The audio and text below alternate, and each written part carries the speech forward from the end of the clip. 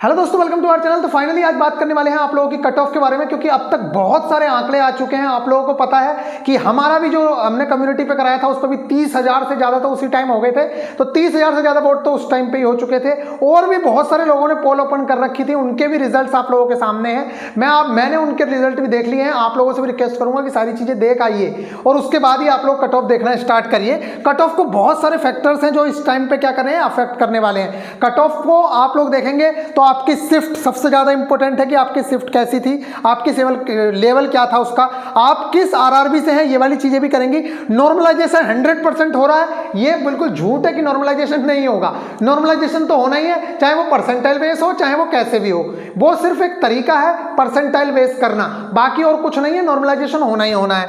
उसके बाद आप लोगों के रॉन्ग आंसर्स भी करेंगे, कितने क्वेश्चंस इग्नोर हो रहे हैं ये भी करेगा, और ये वाली चीजें भी इफेक्ट करेंगी। अभी तो ये नहीं पता है कहीं पे ग्रामेटिकल एरर हुई और उस चीज को भी कंसीडर किया तब भी दिक्कत हो जाएगी, क्योंकि हिंदी में कुछ क्वेश्चन दे रखा था, इंग्लिश में कुछ दे रखा था, कहीं पे पता चल रहा है हिंदी में बच्चे को ग्राफ ही नहीं शो हुआ है। तो इस तरह की भी चीजें अगर उन्होंने क्या की, कंसीडर कर ली, तो बहुत सारे क्वेश्चंस तो इग्नोर ही हो जाएंगे। और जब क्वेश्चन इग्नोर, और कई सारी चीजों पे कंट्रोवर्सी भी होती है कि वो एनसीईआरटी में ये दिया हुआ है, गूगल पे ये आंसर आ रहा है। तो इस तरह से बहुत सारे फैक्टर हैं जो आप लोगों की कट ऑफ को अफेक्ट करेंगे। इसलिए मैं आप सब लोगों से बोल रहा हूं कि प्लीज आप लोग घबराइए मत। और देखिए, यूपी पुलिस वाला हाल ना हो जाए कि यूपी पुलिस में बाद में क्या हुआ, बच्चों को बुलाया गया, लड़कियों को बुलाया गया और उनकी फिजिकल की तैयारी ही नहीं थी, फिर वो फेल ही होके आ गई। तो इस तरह की चीजें हम लोगों के सामने ना आए, इसलिए आप लोगों को पूरी तरीके से तैयार रहना है। आपने पेपर दिया है, आपको बहुत अच्छे से पता है कि आपकी शिफ्ट का लेवल क्या था, इसलिए आप अपने ऊपर विश्वास करिए। मुझसे भी लोग आके ये कह रहे थे कि कितने करके आया, मैंने कहा भाई 70 मार्क्स तक आ जाएंगे।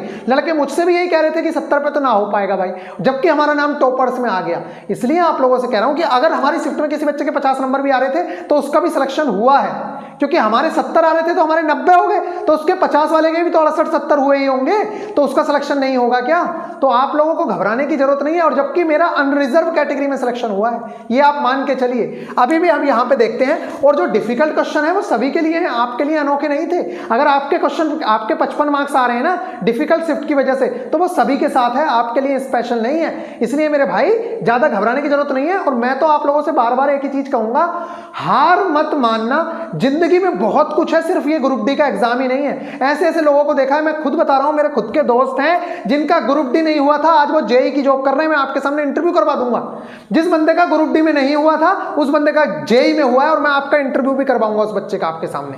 आप लोग देख लेना, सुन लेना उसके मुंह जुबानी क्या हुआ है। और ऐसे तो पता नहीं कितने हैं जो एएलपी की तैयारी कर रहे थे, एएलपी नहीं हुआ, फिर जेई निकाल लिया, किसी ने डीआरडीओ निकाल दिया, कोई बहुत बड़े एग्जाम से निकाल लिए। और आप पीसीएस वगैरह में भी एग्जाम्पल देखते ही होंगे, पता नहीं कितने ऐसे लड़के हैं जिनसे पीसीएस नहीं निकल रहा था, यूपीएससी में क्लियर हो गया। तो आपको नहीं पता इस चीज का कि आपका क्या लिखा हुआ है आपके नसीब में, इसलिए आप खुद को ही हर चीज के लिए ब्लेम मत करिए। थोड़ी सी हिम्मत रखिए, अभी और बहुत एग्जाम्स आ रहे हैं, आप उन एग्जाम्स को निकालने की कोशिश करिएगा। लेकिन मैं तो अभी यही कहूंगा, अभी खेल बहुत बड़ा बाकी है, अभी खेल खत्म नहीं हुआ है मेरे भाई, अभी तो खेल शुरू हुआ है। अभी तो देखो क्या क्या चीजें होती हैं। और देखो, कोई भी भगवान नहीं है, ना हम ना कोई और, सिर्फ एक अजम्पशन है कि कितने क्वेश्चंस जा सकते हैं, क्या हो सकता है। ये एक तरह की अवधारणा है जो गलत भी हो सकती है, समझ आ रही है ना?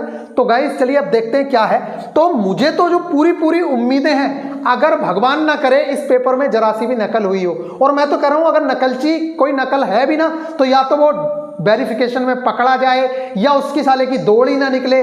मैं तो उसके लिए बद्दुआ ही लगा रहा हूं, क्योंकि वो हमारे मेहनती बच्चों की जॉब छीन रहा है। हो सकता है मुझे यहाँ पे कोई गाली दे उनमें से भी आके, लेकिन अगर इस तरह की चीजें हुई हैं तो मैं तो इस चीज को सपोर्ट नहीं करता। क्योंकि पढ़ने वाला बच्चा अगर पैसे वाले के चक्कर में रह रहा है, तो इससे बड़ी और कोई दुर्भाग्य नहीं हो सकता हम लोगों का कि हम रह रहे हैं पढ़ पढ़ के और दूसरा बच्चा पैसे देके नौकरी ले रहा है। ठीक है गाइज, तो चलिए फिर, अब बद्दुआ वैसे किसी को देनी नहीं चाहिए, लेकिन वो लोग हैं ही इस लायक, तो क्या कर सकते हैं। चलिए गाइज, यहाँ पे देखिए, रिजर्व कैटेगरी की मैं बात करूं तो आप लोगों ने देखा ही होगा कि कितने कम लोग हैं जिनके 60 से ज्यादा मार्क्स आ रहे हैं। बाकी सारे लड़के तो 60 से पीछे ही पड़े हुए हैं। तो आप लोग खुद सोचिए, जब 2,40,000 बच्चा सेलेक्ट होगा तो वो कहां से होगा। और यहाँ पे जो वोट कर रहा है 15% बच्चा, वही बच्चा दूसरी चैनल पे भी वोट कर रहा है। ये मैं समझ रहा कि मेरे 28,000 में से 15% अलग हैं, दूसरे चैनल पे जाके दूसरे हैं, बच्चे सब वही वाले हैं। इसलिए मुझे जो पूरी उम्मीदें हैं अनरिजर्व कैटेगरी में वो आप लोगों के 58 से लेके आप लोगों की 63 तक के आसपास आप लोगों को देखने को मिलेगा।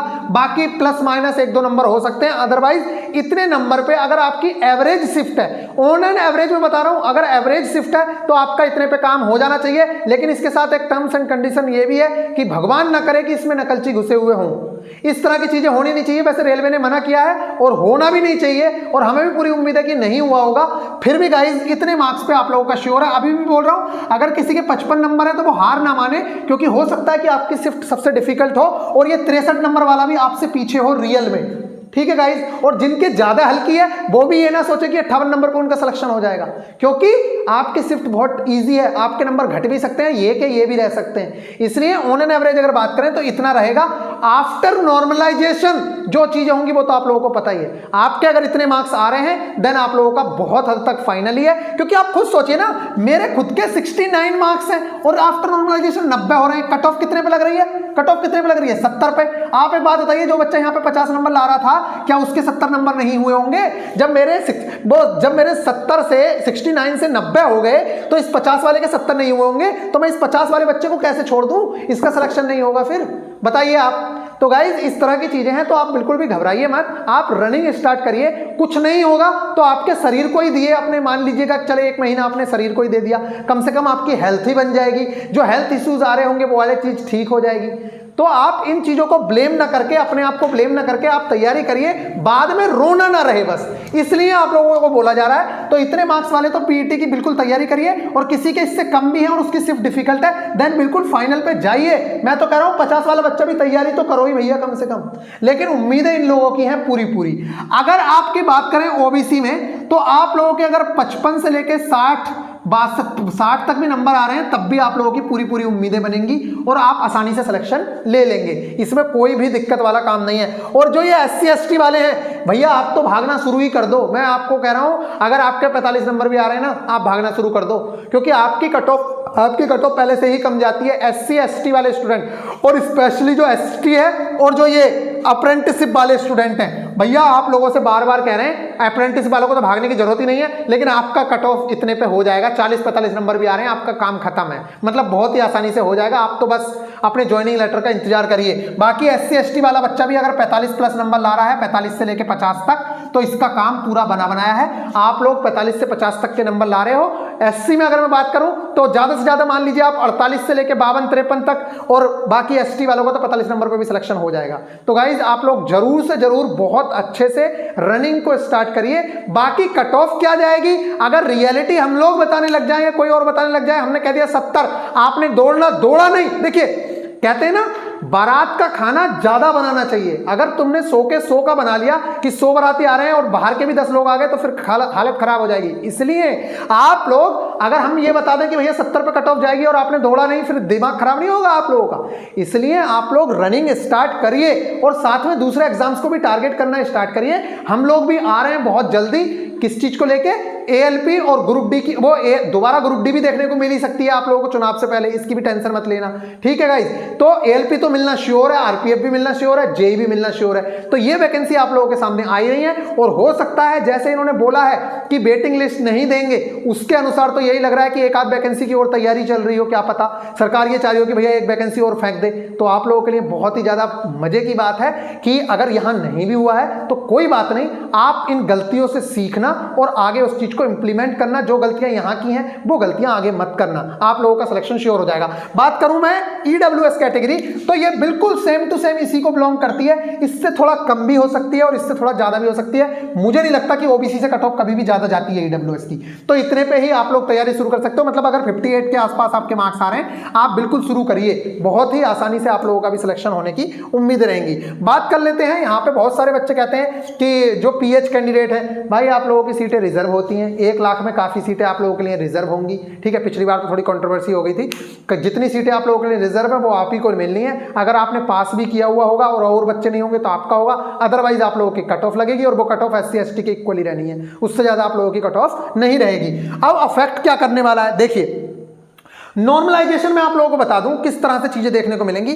फर्स्ट शिफ्ट का स्टूडेंट, 17 अगस्त की फर्स्ट शिफ्ट के स्टूडेंट जो टॉपर है, अगर उसके 70 नंबर आए, ठीक है, 17 अगस्त के, और 17 अगस्त की थर्ड शिफ्ट के टॉपर स्टूडेंट के 90 नंबर आए, इन दोनों को बराबर करना है। अब आप सोच लीजिए तो कितना कितना डिफरेंस आएगा। ठीक इसी तरीके से जो फर्स्ट शिफ्ट का 17 अगस्त की फर्स्ट शिफ्ट का जो बच्चा एवरेज 50 नंबर लेके आया है, इसको अगर वहां एवरेज 70 नंबर भी है तो उसके बराबर करना है। इस तरीके से ही होगा। और परसेंटाइल में मैंने आप लोगों को बता दिया, अगर आपकी परसेंटाइल 99% है, इसका सीधा सा मतलब है कि 1% जो टॉप के हैं उसके अंदर आप इंक्लूडेड हो, बाकी लड़के आपसे ऊपर हैं। आपसे ऊपर 1% लड़का है, कहने का मतलब यह है कि अगर 1% निकालेंगे किस चीज का, आप निकाल लीजिए 100 है, 100 बच्चे हैं और आपकी 99 परसेंटाइल आ रही है, तो इसका मतलब यह है कि आपसे ऊपर एक लड़का है कम से कम। ठीक है गाइज, तो इस तरीके से आप लोगों को चीजें देखनी है। नॉर्मलाइजेशन होगा, इस चीज को बिल्कुल कोई इनकार नहीं कर सकता कि नॉर्मलाइजेशन नहीं होगा। तो गाइज मैं तो आप लोगों से बस यही कहूंगा कि मेरे भाई, अगर मार्क्स नहीं भी आए हैं ना, तो अपना दिल छोटा मत करो। कोई भी जिसने बल्ब बनाया था एडिशन ने, उसने क्या बोला था? उसने बोला था कि मुझे आज 10, उसने कहा, उससे पूछा गया था ना जब कि आप 10,000 बार असफल हुए, आप क्या बोलना चाहते हैं अपनी असफलताओं के बारे में? उसने ये कहा था कि मेरी असफलता एक भी नहीं है, आज मुझे 10,000 ऐसे तरीके आते हैं जिनसे बल्ब नहीं बन सकता। अब आप सोचिए उस बंदे की पॉजिटिवनेस कितनी है। वो बंदा ये कह रहा है कि आज अगर कोई बल्ब बना रहा होगा तो मैं 10,000 तरीके जो जिनसे बल्ब नहीं बन सकता है वो वाले तरीके मुझे आते हैं, तो मेरी असफलता कहाँ हुई? मुझे उस चीज का पता है, अगर कोई काम कर रहा होगा तो मैं उसको बता दूंगा ना भाई इससे बल्ब नहीं बनने वाला है। तो आज आपके पास जो एक्सपीरियंस है ये अगले एग्जाम में काम करेगा, और देख लेना आप कहीं ना कहीं इससे बेस्ट जॉब डिजर्व करते हो और आपको जॉब मिलेगी। ऐसे बहुत एग्जांपल्स हैं जिन लोगों के सिलेक्शन नहीं हो रहे थे और वो फिर यूपीएससी में भी टॉप कर गए, चौथी बार में, 5वीं बार में। तो गाइज मेरे कभी भी आप लोग हार मत मानना। चलिए फिर मिलेंगे नेक्स्ट वीडियो में, आप लोग अपना ख्याल रखिएगा। बहुत सारे रिजल्ट आप लोग देख ही रहे होंगे और किसी को ब्लेम करने की जरूरत नहीं है, सब कुछ करना खुद को ही होता है। टीचर सिर्फ गाइडर का काम करता है, आपको गाइड करने का काम करता है। किसी टीचर में बुराई नहीं, आपको अपने आप में बुराई खोजनी है, क्योंकि टीचर को बुरा कह के आप कुछ नहीं कर सकते, ये तो मुझे भी पता है। हमें सिर्फ अपने आप को देखना है। कब तक हम ब्लेम करेंगे इसको, कब तक हम करेंगे ब्लेम उसको? सिर्फ अपने आप को सुधारो, सिर्फ अपने आप को। एकमात्र शख्सियत है जिसे आप शीशे में देखोगे तो पता चलेगा आपको कि वो शख्सियत है जो आपको सुधार सकती है।